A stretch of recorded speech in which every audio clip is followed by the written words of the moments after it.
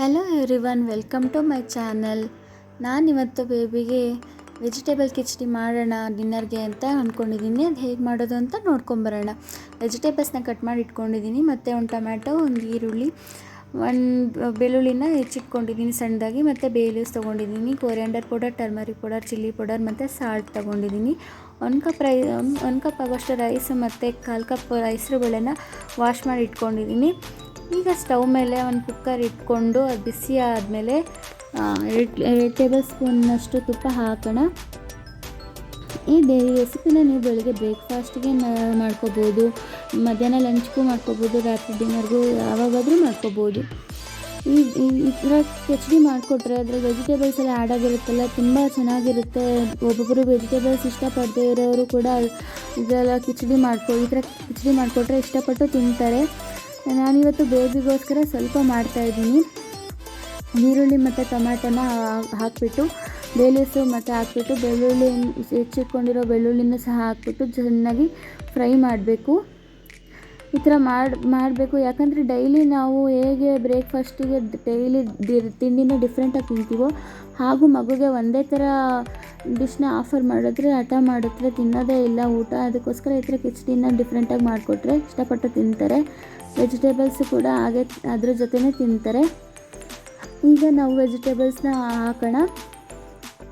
ನಿಮ್ಗೆ ಇಷ್ಟ ಬಂದಿರೋ ವೆಜಿಟೇಬಲ್ಸ್ ಹಾಕ್ಬೋದು. ನಮ್ಮ ಮನೇಲಿ ಇವತ್ತು ಬೀನ್ಸು ಮತ್ತು ಬೀಟ್ರೂಟು ಆಲೂಗಡ್ಡೆ ಇರೋದ್ರಿಂದ ನಾನು ಹಾಕ್ತಾಯಿದ್ದೀನಿ. ನಿಮ್ಮ ಮನೇಲಿ ಯಾವ್ದಿರುತ್ತೋ ಅದು ಹಾಕ್ಬೋದು, ಅಥವಾ ನಿಮ್ಗೆ ಇಷ್ಟವಾಗಿರೋದು ಹಾಕ್ಬೋದು. ಬಟಾಣಿ ಕೂಡ ಹಾಕ್ಬೋದು, ತುಂಬ ಚೆನ್ನಾಗಿರುತ್ತೆ. ತುಪ್ಪ ಹಾಕೋದ್ರಿಂದ ಮಕ್ಳಿಗೆ ತುಂಬ ಒಳ್ಳೆಯದು. ಅದಕ್ಕೆ ಅದು ತುಪ್ಪದಲ್ಲಿ ಚೆನ್ನಾಗಿ ತರಕಾರಿನೂ ಈರುಳ್ಳೆಲ್ಲ ಬಾಡಿಸ್ಕೋಬೇಕು.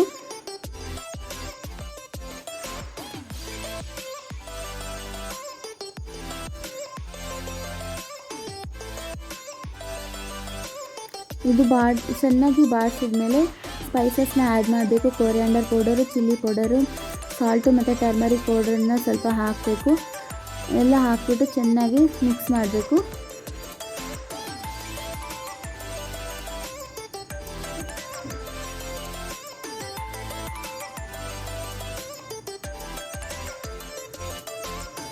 ಈಗ ವಾಶ್ ಮಾಡಿ ಇಟ್ಕೊಂಡಿರೋ ಅಕ್ಕಿ ಮತ್ತು ಹೆಸರು ಬೇಳೆನ ಹಾಕ್ತಿದ್ದೀನಿ. ಮಗುಗೋಸ್ಕರ ಅಂತ ಮಾಡ್ತಿರೋದ್ರಿಂದ ಸ್ವಲ್ಪ ಮಟ್ಟಿಗೆ ತೊಗೊಂಡಿದ್ದೀನಿ. ನಿಮ್ಗೆ ಯಾವ ಕ್ವಾಂಟಿಟಿ ಬೇಕೋ ಆ ಕ್ವಾಂಟಿಟಿಲಿ ಮಾಡ್ಕೋಬೋದು.